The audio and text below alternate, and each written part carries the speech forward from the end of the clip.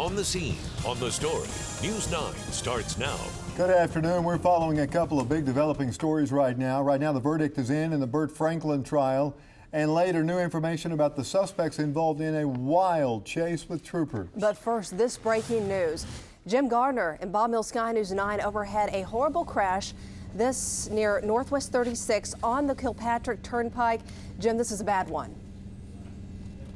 Yes, it is. This is a fatality accident. This pickup rolled over, ejecting the driver over the concrete barrier onto the road below. Now, as we pull back and take a wide street scope shot here, you can see Northwest 36 turns into Lakeshore Drive there. That is completely shut down. This is a dual agency working this. Oklahoma City is working Lakeshore Drive. OHP is working on the Kilpatrick here. So Lakeshore Drive is going to be completely closed down. You can see the traffic from here all the way back to almost I-40 is backed up, going slow. They're letting them by on the shoulder. They're hooking up the truck to a wrecker right now. So when they get that truck moved, there is a lot of debris, and get that debris swept up. Hopefully all these lanes will be open back up, but really a sad scene here. Jim Gardner live from Bob Mills Sky News 9. Back to you. Again on Kilpatrick Turnpike. We will let you know once that all gets cleared. Now we're also keeping an eye on a pretty colorful radar tonight as storms once again bubble up in parts of the state. And I'm telling you what, they are packing some rain here in the metro. We saw flooding yesterday. We have seen some more today. Let's get over to Chief Meteorologist David Payne for the update. Man, these things come up and they don't go anywhere. No, that's our problem, Kelly. And rain rates with the tropical moisture anywhere from 3 to 4 to 5 to nearly 6 inches of rain per hour. Luckily, they're not lasting that long, but they go up and then they begin to weaken. But we have problems developing down in the Moore area. That is from 4th and Bryan at Veterans Park. Hank Brown's right there, and you can see the little stream that runs through there, the little tributary. It's full of water, and the rain continues to fall in Moore. We'll check in with Hank and Val coming up in Maine weather. Okay, take you back the last several hours. Rain in the west, rain in the southwest, rain in the south, rain across central and eastern Oklahoma. It's beginning to weaken a little bit out west, but across the metro, we've had just in the last half hour another blossoming, if you will, of more heavy downpours of rain. Every now and then we get a lightning strike or two, but not many. Heavy downpours of rain near Cedar Valley, not moving. Guthrie, you're okay right now. Other heavy downpours southwest of Piedmont, west of Richland. And look at the rain just parked over Moore up to and just west of Lake Stanley Draper up to I-240 down to Norman. Heavy rain here. Lillard Park back to Mustang. Heavy rain with a little bit of lightning there going on. And the rain rates 5 inches again per hour. If it stays on top of you and stays this intense, that's how long it'll take to get 5 inches of rain.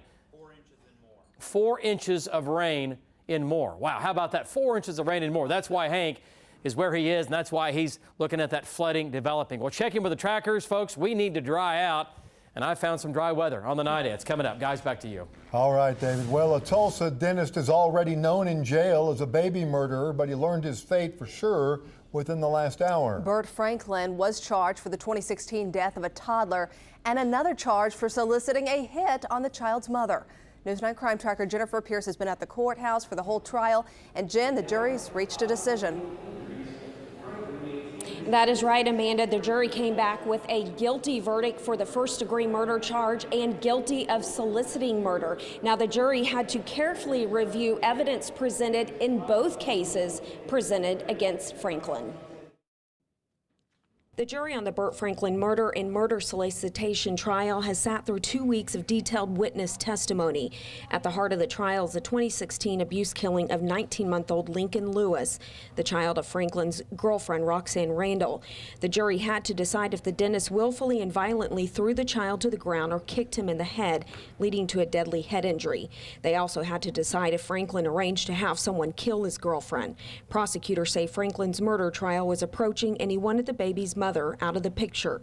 Franklin's attorney, Scott Adams, told the jury the doctor did not kill the child and had no desire to have his girlfriend killed.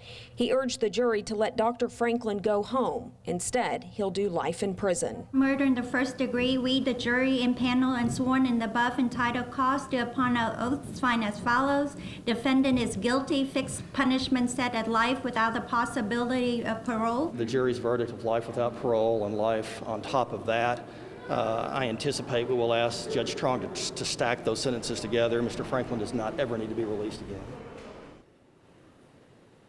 Franklin's sentencing is set for October 19th. We're live on the scene on the story at the county courthouse. Jennifer Pierce, News 9.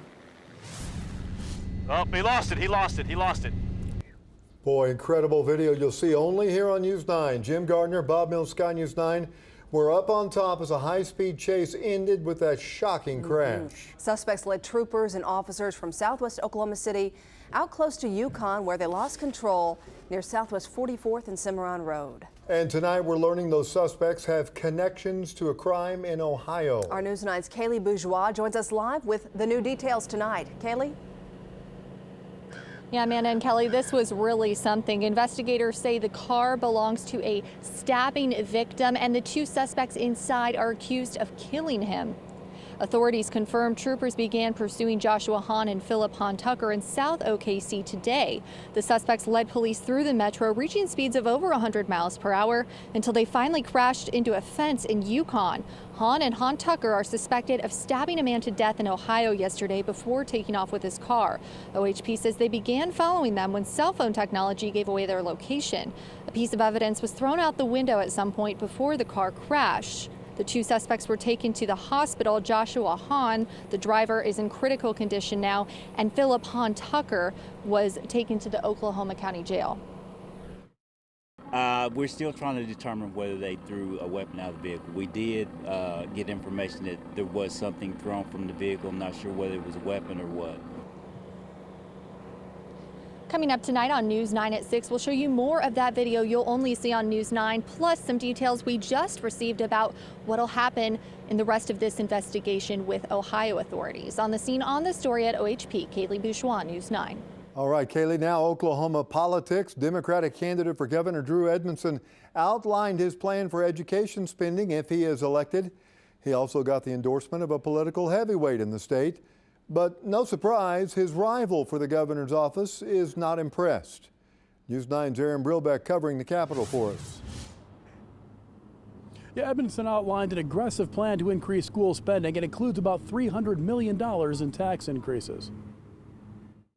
A restoration of the 7% gross production tax, an increase of 50 cents on the price of a pack of cigarettes, an elimination of the capital gains loophole for millionaires. Edmondson says those increases will add about $300 million to the $400 million the legislature passed this year. It will not affect the income tax rates of any Oklahomans unless they deduct capital gains, but it will not affect the income tax rate itself. But Edmondson, who got the endorsement of former Governor and U.S. Senator David Boren today, says more money is still needed to adequately fund schools. What's the final budget you're calling for? We need all that we can get. Republican Kevin Stitt says calling for tax increases is premature without first identifying misspending and inefficiencies in government or spending new revenue brought in by the recent legislative changes. So my opponent, his first inclination is always to raise taxes on hardworking Oklahomans. We know there's no such thing as a free lunch. If you're going to have lunch, you're going to have to pay for the lunch. I did ask Stitt about David Boren endorsing Edmondson. He said in his words, he's not surprised that Edmondson is aligning himself with the state's political elite. We're live on the scene on the story at the state capitol. Aaron Brilbeck, News 9. All right, Aaron, now ahead of the November 6th election, Aaron Brilbeck along with Bonnie Campo will continue to track both gubernatorial candidates. You can see their full reports every Tuesday night at 6 o'clock. A Florida-based energy company continues to put up wind turbines here in Oklahoma despite a request from the state to cease and desist. The construction would seem to violate state law, and yet it's not at all clear if the law can even be enforced. News 9's Alex Cameron first broke this story last week, joins us with the new information tonight. Alex? Well, Amanda, state officials sent NextEra Energy a letter last Friday informing them that they were in violation of a new state law requiring that they have FAA or Defense Department approval before building new turbines. The letter requested they stop construction of their Minco 4 wind farm out near Hinton because they don't have those approvals. Well, I've been sent numerous pictures like this all the last few days showing that construction has not stopped. And the same people who sent that letter, chair of the Strategic Military Planning Commission and the head of the Aeronautics Commission, confirm this. So there should be multiple grounds for an enforcement action against NextEra, right? Well, not so fast. Late yesterday afternoon, the Corporation Commission's Public Utility Division, which is charged with enforcing the new law, told the Attorney General's office that because NextEra's original plans for this project were filed in 2016, the project predates the new law. Still, others point out that NextEra amended its plans this spring and didn't actually begin erecting the turbines until this summer, well after the law was in effect. We need to do everything that, it's legally possible to ensure that this state legislation, the new law, is followed and that this project is stopped until we get the right answer. Really not clear what's going to happen. I checked with the AG's office today. They say the Corporation Commission is still reviewing the matter, and that's the proper place for this, and also still no comment from anyone at NextEra. In the newsroom, Alex Cameron, News 9. All right, Alex, we know you're following it for us. Now, it's an issue we're taking a closer look at. Student-teacher sexual relationships swept under the rug. In recent years, lawmakers closed a loophole following a News 9 investigation into a state law that kept these teachers in the classroom. I was very concerned that we would see teachers move from district to district and no one would be aware of the history or the reason that they had moved. So is the new law working? 9 investigates tonight at 10 o'clock.